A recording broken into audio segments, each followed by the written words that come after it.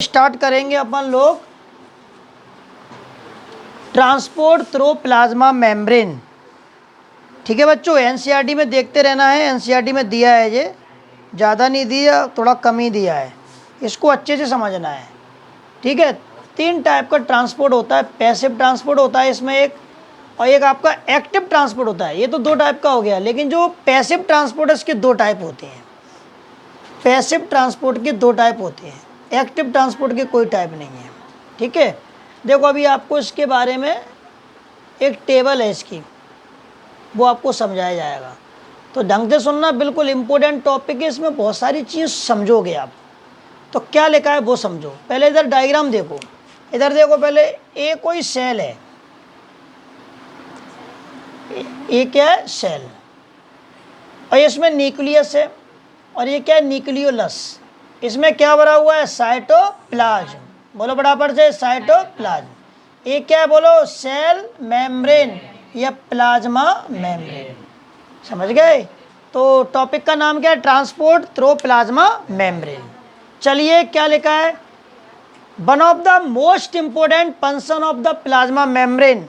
Plasma membrane का most function बताना है आपको, एक मुख्य कार्य बताना है आपको। मतलब प्लाज्मा मेम्ब्रेन का एक महत्वपूर्ण कार्य क्या है? क्या कार्य है? आउटसाइड से इनसाइड कोई मॉलिक्यूल जा रहा होगा, अंदर से बाहर जा रहा होगा, इनको रास्ता प्रोवाइड करा दिए। पढ़ो, one of the most important function of the plasma membrane is the transport of the molecule across.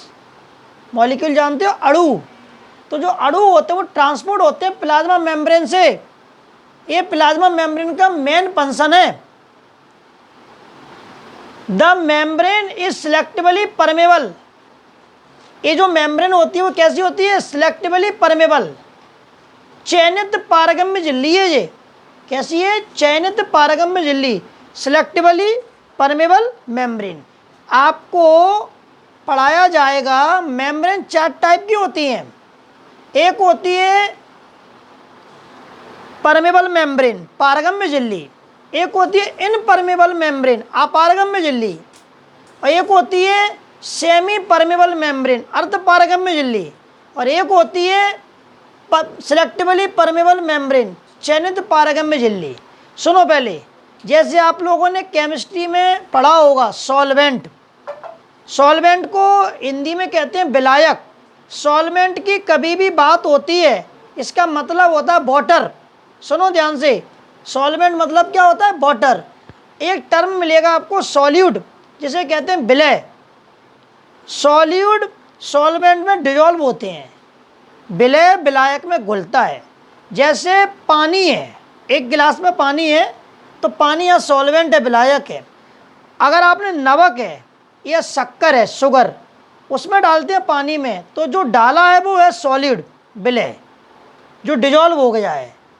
तो ध्यान रखना, क्या होता है कि जो मेम्ब्रेन है अपनी प्लाज्मा मेम्ब्रेन, ये सिलेक्टिवली परमेबल मेम्ब्रेन है। मतलब सॉल्वेंट तो निकल जाएंगे इसमें से, सॉल्वेंट तो निकल जाएंगे, लेकिन जो सॉल्यूड है, विलय है, वो चुन चुन कर जाते हैं, चुन चुन कर ही जाएंगे, सिलेक्ट होके जाएंगे। समझ गए? तो plasma membrane selectively permeable membrane है। कोशिका झिल्ली जो है वो चयनित पारगम्य झिल्ली है।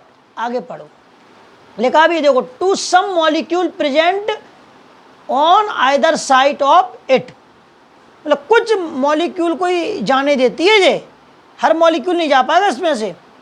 मतलब आउटसाइड से अगर इनसाइड कोई मॉलिक्यूल को जाना तो हर एक मॉलिक्यूल नहीं जा पाएगा इसके अंदर, और इनसाइड से कोई मॉलिक्यूल आउटसाइड में जाना तो हर एक मॉलिक्यूल नहीं निकल पाएगा बाहर, कुछ मॉलिक्यूल निकल पाएंगे। तभी तो ये सिलेक्टिवली परमेबल मेम्ब्रेन।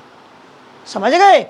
आगे सुनो, मैनी मॉलिक्यूल, बहुत सारे molecule can move briefly across the membrane without any requirement of energy and this is called passive transport. मतलब बहुत सारे मॉलिक्यूल मूव करते हैं प्लाज्मा मेम्ब्रेन से, लेकिन कोई एनर्जी नहीं लगती। क्या नहीं लगती? एनर्जी। एनर्जी की कोई रिक्वायरमेंट नहीं होती, उसको कहते हैं पैसिव ट्रांसपोर्ट। एक बात दिमाग में रखना, पैसिव का मतलब ही होता है इनएक्टिव, निष्क्रिय। समझ रहे हैं? जैसे अब कोई मॉलिक्यूल है, वो आउटसाइड से इनसाइड जा रहा है सेल के अंदर, या इनसाइड से आउटसाइड निकल रहा है, तो उसमें कोई एनर्जी नहीं लगेगी, मतलब यहाँ ऊर्जा की आवश्यकता नहीं पड़ेगी। इसी को कहते हैं पैसिव ट्रांसपोर्ट। क्या बोलेंगे? Passive transport. अब इसके बाद इसके दो टाइप होते हैं बच्चों, इसमें चलेगा, एक चलेगा डिफ्यूजन, एक चलेगा ऑस्मोसिस, इसमें फैसिलिटेट भी आएगा। तो सुनो जरा ध्यान से, आगे दिया है न्यूट्रल सॉल्यूट, उदासीन जो विलय होती हैं, न्यूट्रल मतलब ना इन पे पॉजिटिव है ना इन पे नेगेटिव है। न्यूट्रल सॉल्यूट में move across the membrane by the process of simple diffusion, मतलब जो न्यूट्रल सॉल्यूट हैं वो मेम्ब्रेन से मतलब निकलते हैं, पास होते हैं, लेकिन वो सिंपल डिफ्यूजन के द्वारा along the concentration gradient from higher concentration to the lower। अब सुनो, पहले इसको थोड़ा समझा देते हैं, तब ये आपको कोई चीज़ समझ में आएगी। एक प्रोसेस है डिफ्यूजन, क्या बोलते हैं? डिफ्यूजन, यहाँ लिख रहे हैं डिफ्यूजन। सुनाएगा इसके बारे में? है विसरण, इसको सिंपल भी कह देते हैं।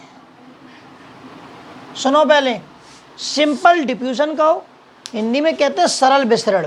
क्या बोलेंगे? सरल विसरण, या इंग्लिश में बोलते हैं सिंपल डिफ्यूजन। क्या होता है इसका मतलब? सुनो, चाहे गैस का मॉलिक्यूल हो, चाहे वो सॉलिड का मॉलिक्यूल हो, चाहे वो लिक्विड का मॉलिक्यूल हो, ध्यान से सुनते जाओ, चाहे वो गैस का मॉलिक्यूल हो, सॉलिड का मॉलिक्यूल हो, चाहे वो गैस का मॉलिक्यूल हो, ये हमेशा हाई कंसंट्रेशन से लो कंसंट्रेशन की तरफ मूव करते हैं, उच्च सांद्रता से कम सांद्रता की तरफ मूव करते हैं। एक उदाहरण है, गैस सिलेंडर होता है, ऐसे सिलेंडर है, उसमें गैस भरी होती है 14 किलो या 15 किलो, ठीक है, और चूल्हे में गैस बहुत कम होती है। तो बताइए गैस किधर से किधर जाती है? हाई कंसंट्रेशन से लो कंसंट्रेशन की तरफ। चूल्हे में तो गैस है ही नहीं है, हमने रेगुलेटर जैसे ही ओपन किया तो गैस किधर से किधर भागेगी? हाई कंसंट्रेशन से लो कंसंट्रेशन की तरफ। अब आप ये दिमाग में लगाओ कि तिगरा डैम में पानी भरा हुआ है, सिटी में पानी कम है, डैम में पानी ज़्यादा है, तो वाटर के मॉलिक्यूल की कंसंट्रेशन कहाँ पे है? तिगरा डैम के अंदर ज़्यादा है, लेकिन सिटी में पानी कम है, तो पानी किधर से किधर करता है? फ्लो, हाई कंसंट्रेशन से लो कंसंट्रेशन की तरफ, उच्च सांद्रता से कम सांद्रता की ओर। चाहे वो गैस के मॉलिक्यूल हो, चाहे वो सॉलिड के मॉलिक्यूल हो, चाहे वो लिक्विड के मॉलिक्यूल हो, हाई कंसंट्रेशन से लो कंसंट्रेशन की तरफ मूव करेंगे, तो इसमें कोई एनर्जी नहीं लगती। इस बात को भी सुन लो आप, इसी को कहते हैं सिंपल डिफ्यूजन। समझ गए? जैसे आपने अगरबत्ती देखना, अगरबत्ती को अपन जलाते हैं, या सेंट होता है, सेंट वो आते हैं परफ्यूम वगैरह, उसकी वो आती है शीशी आती है, तो उसमें गैस भरी होती है, अपन उसको दबाते हैं तो गैस किधर से किधर भाग रही है? हाई कंसंट्रेशन से लो कंसंट्रेशन, क्यों? बाहर तो गैस है ही नहीं है ना, परफ्यूम की खुशबू बाहर होगी तो फिर लोग क्यों खरीदेंगे उसको? जैसे आपने दबाया, वो खाली हो जाता है, तुमने देखा हो, तो फिर उसमें कोई गैस नहीं निकलती है। चाहे गैस का मॉलिक्यूल हो, चाहे वो लिक्विड का मॉलिक्यूल हो, चाहे सॉलिड का मॉलिक्यूल हो, हाई कंसंट्रेशन से लो कंसंट्रेशन, इसी को कहते हैं कंसंट्रेशन ग्रेडियंट। हिंदी में कहते हैं सांद्रता प्रवणता। क्या बोलते हैं? सांद्र प्रवणता। इंग्लिश में कहते हैं कंसंट्रेशन, कंसंट्रेट ग्रेडियंट। इसका मतलब भी लिखा है from high concentration to the lower. समझ रहे हैं? और यही होता है सिंपल डिफ्यूजन। तो ये न्यूट्रल सॉल्यूट है, वो हाई कंसंट्रेशन से लो कंसंट्रेशन की तरफ मूव कर रहे हैं। तो क्या लिखा है?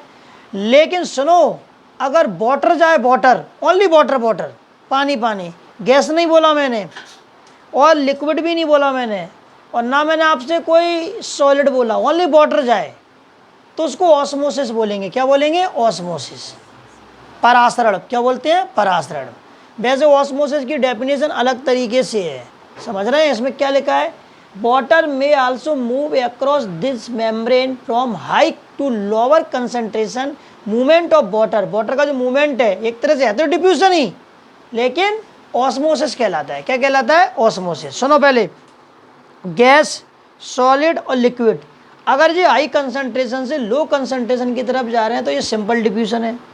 ओनली वाटर के मॉलिक्यूल जा रहे हैं हाई कंसंट्रेशन से लो कंसंट्रेशन की तरफ, तो वो ऑस्मोसिस है। क्या है वो? ऑस्मोसिस है।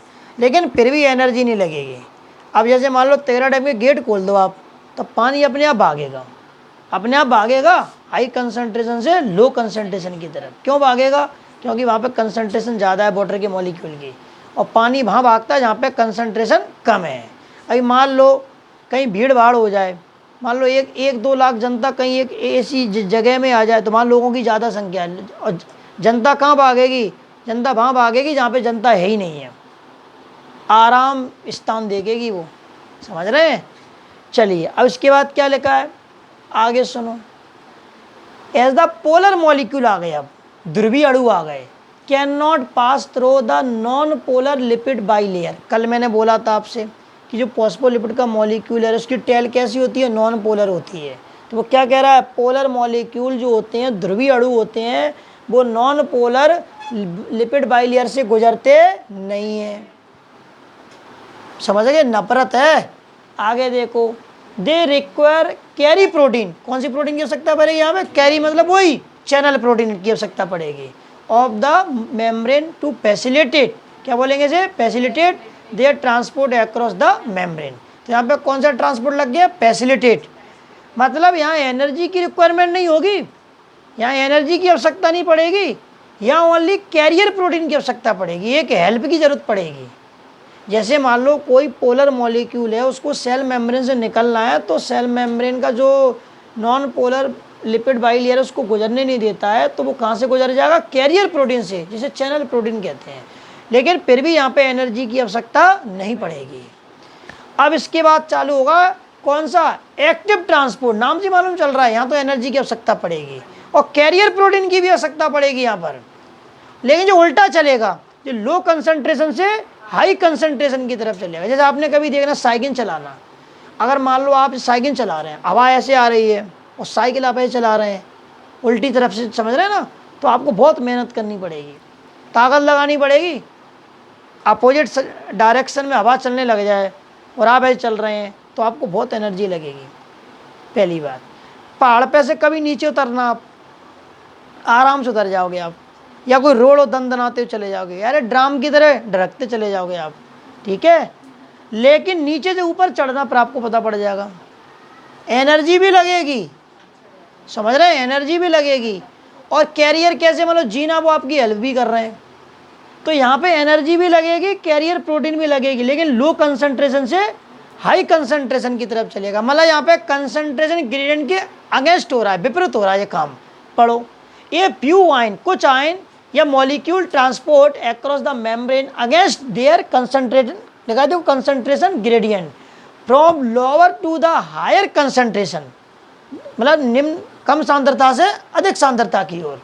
सच transport is energy depend process लिखा है, इन विच एटीपी यूटिलाइज होती है, और एक्टिव ट्रांसपोर्ट बोलते हैं इसका सोडियम पोटेशियम पंप है, जो कि नर्वस सिस्टम में आपको पढ़ाऊंगा।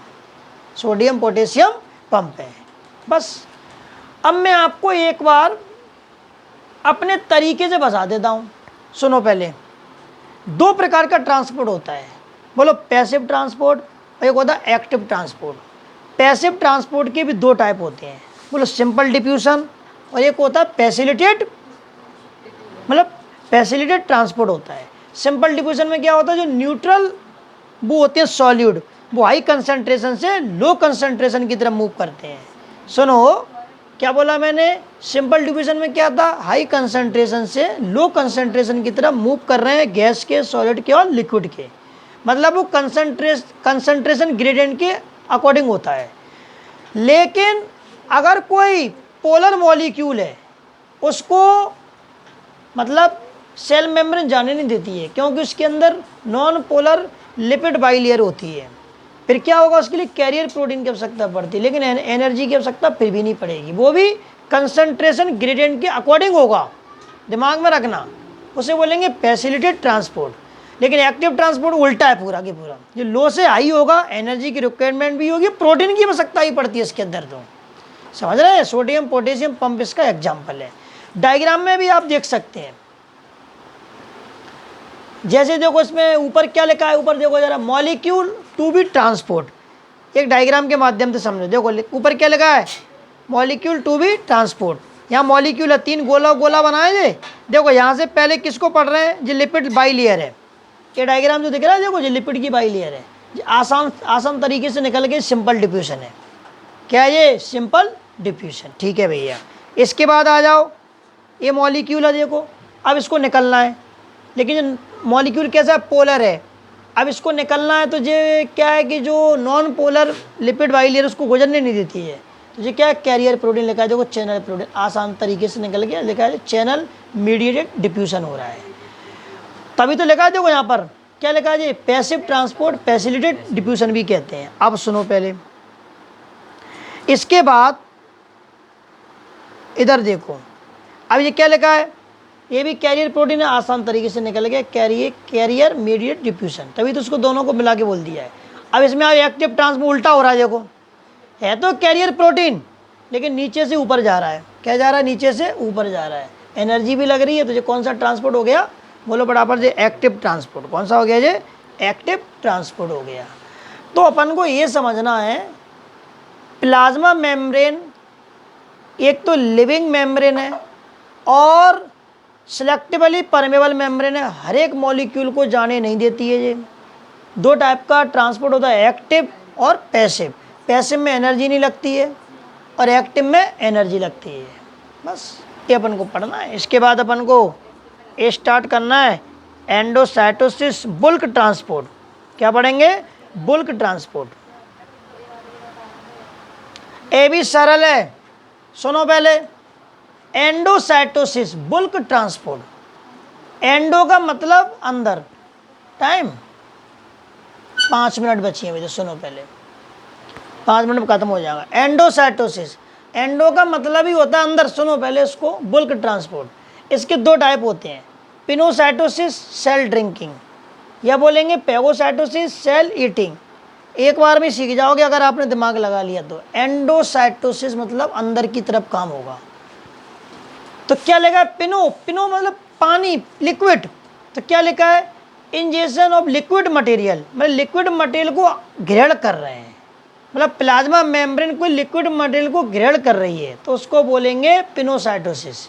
लिखा है plasma lemma in the form of vesicle या बैग लाइक स्ट्रक्चर, मतलब वो वेसिकल के फॉर्म में या बैग लाइक स्ट्रक्चर के फॉर्म में है। मतलब इस तरीके से मान लो आप, ऐसे मान लो कोई लिक्विड पदार्थ है, ठीक है, ये कोई लिक्विड मटेरियल है, ये पास में जाएगा, यहाँ आ गया देखो, तो पता सेल अंदर की तरफ ऐसे हो जाती है, सेल मेम्ब्रेन, ये अंदर आ जाएगा और हो जाएगा, तो बाद में फिर ये ऐसा बन जाएगा, इसके अंदर होगा लिक्विड मटेरियल और बाद में फिर ये ऐसा कि ऐसा हो जाएगा। समझ गए? इसको कहते हैं वेसिकल या बैग लाइक स्ट्रक्चर। इसके अंदर लिक्विड मटेरियल है, जो अंदर गया सेल के अंदर तो इसको एंडोसाइटोसिस। लेकिन लिक्विड मटेरियल गया तो कौन सा बोलेंगे? पिनोसाइटोसिस। अगला क्या लिखा है? पिनोसोम या पिनोसाइटोसिस। अब आ जाओ पैगोसाइटोसिस। इसमें सॉलिड मटेरियल जाएगा, देखो injection of solid complex material membrane के द्वारा और वेसिकल के फॉर्म में, तो क्या बोलेंगे? पैगोसाइटोसिस। अगर मान लो कोई ये सॉलिड मॉलिक्यूल है, सॉलिड, इसको अंदर जाना है तो सेल मेम्ब्रेन पहले अंदर की तरफ ऐसे हो जाती है, ये अंदर गया, ये अंदर जाके ऐसे हो जाएगा, बाकी बात ऐसे कैसे हो, समझ गए? अब आ जाओ एक्सोसाइटोसिस। सेकंड कौन सा टाइप है बोलो बड़ा पड़ जाए? एक्सोसाइटोसिस। एक्सो का मतलब होता है अंदर से कोई चीज़ बाहर निकल रही है, अंदर से, पढ़ो जी लिखा है देखो, सेल वॉमिटिंग मतलब सेल उल्टी कर रही है। Egestion of waste material, waste material खराब पदार्थ from cell through plasma membrane से। तो बताइए एंडोसाइटोसिस के 2 टाइप हैं, जिसमें लिक्विड पदार्थ को ले रहे हैं पिनोसाइटोसिस, सॉलिड को ले रहे हैं वो पैगोसाइटोसिस, और सेल अपना वेस्ट मटेरियल को बाहर निकाल रही है तो उसे क्या बोलेंगे? एक्सोसाइटोसिस। देखिए अपन कल स्टार्ट करेंगे सेल वॉल के बारे में। किसके बारे में? Cell wall.